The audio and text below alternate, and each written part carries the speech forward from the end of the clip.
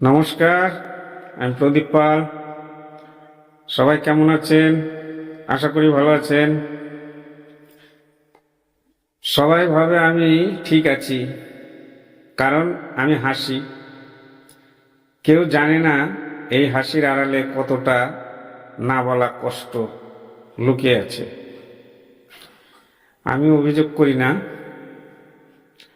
কারণ আমার দায়িত্ব আছে। আমি ভেঙে পড়ি না, কারণ কিছু মানুষ আমার উপর ভরসা করে। প্রতিদিন চুপচাপ লড়াই করি, কারণ হার মানার সুযোগ নেই।